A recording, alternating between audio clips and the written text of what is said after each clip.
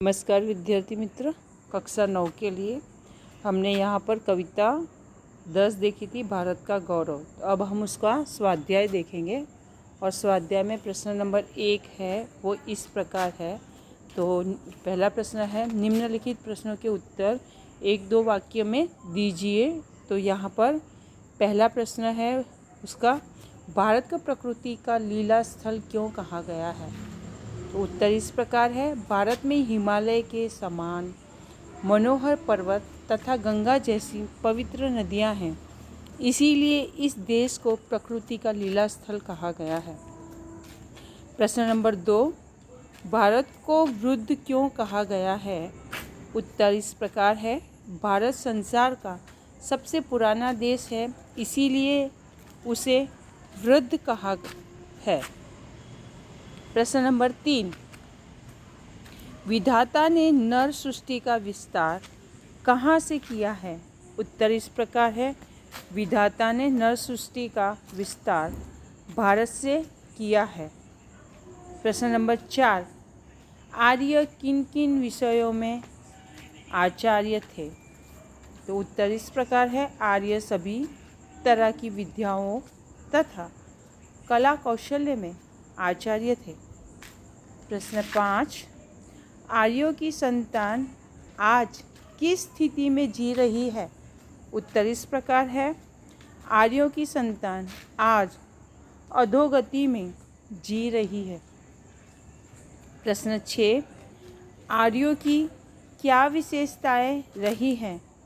उत्तर इस प्रकार है, आर्य हमेशा स्वार्थ से अधिक परोपकार को महत्व देते हैं।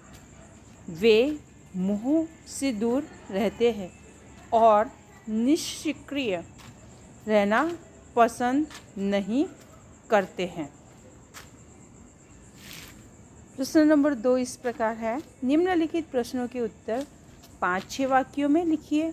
जिसमें पहला प्रश्न है, गुप्त जी ने भारत के गौरव को किस रूप में हमारे सामने रखा है?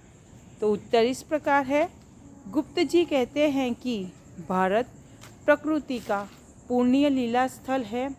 यह ऋषियों की पावन भूमि है।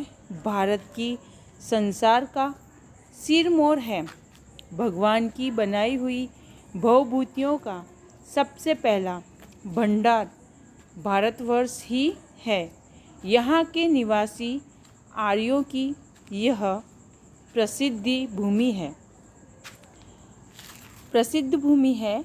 आर्यों ने यही संसार को विद्या और कला कौशल्य की शिक्षा दी है। इस प्रकार कवि ने भारत के गौरव को हमारे सामने रखा है। प्रश्न नंबर 2, भारतवासियों के बारे में गुप्त जी क्या कहते हैं? उत्तर इस प्रकार है, गुप्त जी के अनुसार भारतवासी आर्यों की संतान हैं। एक समय था जब आर्य विद्या और कला कौशल में सबसे आगे थे।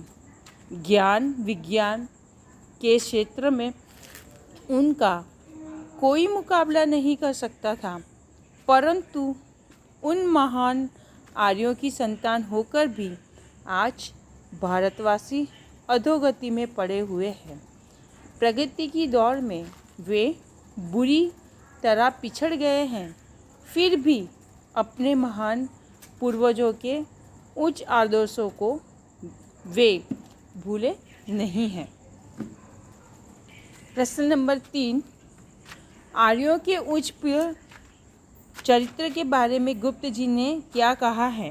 तो उत्तर इस प्रकार है, गुप्त जी कहते हैं कि आर्य ऊंचे आदर्शों के साथ जीवन जीते थे। परोपकार ही उनके जीवन का उद्देश्य था। दूसरों के लिए जीने में ही वे अपने जीवन की सार्थकता मानते थे। स्वभाव की भावना से वे कोसों दूर थे। वे कर्मवीर थे। निष्क्रिय होकर बैठना वे नहीं जानते थे। इस प्रकार गुप्त जी ने आर्यों के उच्च चरित्र की प्रशंसा की है। अब हम देखेंगे प्रश्न नंबर 3, जहाँ पर है योग्य विकल्प द्वारा रिक्त स्थानों की पूर्ति कीजिए। तो यहाँ पर पहला है भारत को खाली जगह कहा गया है। तो भारत को ऋषि मुनि की भूमि कहा गया है। इसी तरह दूसरा देखेंगे हम, वृद्ध भारतवर्ष ही संसार का खाली जगह है, सिरमौर है। तीसरा है विधि ने खाली जगह का विस्तार यहीं से किया है, नर सृष्टि। चौथा, भारत के निवासी हैं कौन? आर्य। आर्यों की संतानों की आज खाली जगह हो रही है, अधोगति। प्रश्न 4 इस प्रकार है, क विभाग को ख विभाग के साथ उचित रूप में जोड़ते हुए पूरा वाक्य लिखिए। हमें क विभाग से ख विभाग को जोड़ना है। तो ख विभाग के यहाँ पर मैंने बीच में उत्तर के रूप में नंबर लिखे हुए हैं, तो आपको उसको वाक्य पूरा पूर्ण करना है। तो उत्तर इस प्रकार है, पहला, वृद्ध भारतवर्ष ही संसार का क्या है? सिरमौर है। दूसरा, विद्या कला कौशल्य के क्या है? तो यहाँ पर उत्तर आएगा प्रथम आचार्य आर्य है।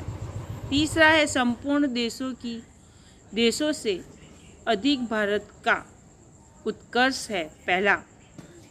चौथा है भगवान की बहुभूति का, दूसरा आएगा प्रथम भंडार है।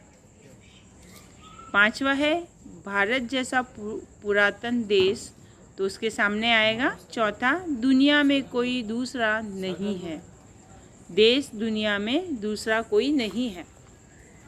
छठा, भारत ने निवासी, तो यहाँ पर उसके सामने पांचवा आएगा आर्य, जो है आर्य जाति कहाँ बसती थी? भारत में। अब प्रश्न 5 देखेंगे, निम्नलिखित काव्य पंक्तियों का आश्रय स्पष्ट कीजिए, जिसमें पहला है वृद्ध भारतवर्ष संसार का सिरमौर है। तो उत्तर इस प्रकार है, सिरमौर का अर्थ है सरदार अथवा श्रेष्ठ। चरित्र वाला नायक, प्राचीन काल में ज्ञान विज्ञान के क्षेत्र में भारत सबसे आगे था। भारत ने ही दुनिया को भिन्न भिन्न विधाएं सिखाई और कला कौशल्य का ज्ञान दिया। इस देश ने ही संसार को सभ्यता और संस्कृति के पाठ सिखाए। आज भी हमारा देश संसार को सुख, शांति और मानवता का संदेश दे रहा है। इस क्षेत्र में दुनिया उसके नेतृत्व को सराह रही है। अब दूसरी काव्य पंक्ति देखेंगे हम, भगवान की बहुभूतियों का यह प्रथम भंडार है। तो इसका अर्थ इस प्रकार होगा, जो उत्तर के रूप में देखेंगे, बहुभूतियाँ अर्थात संसार में वैभव के उपकरण, सोना, चांदी, हीरे, मोती आदि बहुत मूल्य पदार्थों का भारत ने पता लगाया है। रेशमी वस्त्र बनाने की कला यही विकसित हुई है। इस प्रकार भारत में केवल ज्ञान विज्ञान का विकास ही नहीं हुआ, वैभव के उपकरणों का उपयोग भी यहीं से आरंभ हुआ है। प्रश्न नंबर 6 देखेंगे, जिसमें है निम्नलिखित शब्दों के हमें क्या लिखना है? विरोधी शब्द लिखना है, मतलब अपोजिट वर्ड। तो पहला है अधोगति, तो उसका उत्तर होगा ऊर्ध्वगति। दूसरा है वृद्ध, तो उसका होगा युवा। तीसरा है पुरातन, उसका होगा नूतन। चौथा है प्रथम, तो उसका होगा अंतिम।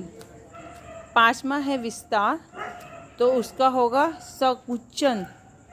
छठा है पुण्य भूमि, तो उसका होगा पाप भूमि। सातवां है उत्कर्ष, तो उसका होगा अपकर्ष। आठवां है उच्च, तो उसका है निम्न। अब यहाँ पे प्रश्न नंबर 7 देखेंगे हम, जिसमें है निम्नलिखित शब्दों के पर्यायवाची शब्द लिखना है हमें। तो पहला है पर्यायवाची समानार्थी, ठीक है, जिसे हम इंग्लिश में कहेंगे सिमिलर वर्ड। तो यहाँ पर होगा पहला हिमालय, तो उसका होगा हिमगिरी। गंगा भगीरथी, गिरी पर्वत, शैल, ये जो संस्कृत वर्ड है शैल। चौथा है भूमि धरा। पांचवा विश्व संसार। छठा मदिरा माने शराब। सातवां निश्चेष्ट, तो होगा निष्क्रिय। आठवां है उत्कर्ष और उसका होगा उन्नति। तो यहाँ पर हमारा जो 10वां कविता है कि भारत का गौरव, वह उसका स्वाध्याय यहाँ पर पूर्ण होता है। नमस्कार विद्यार्थी मित्रों।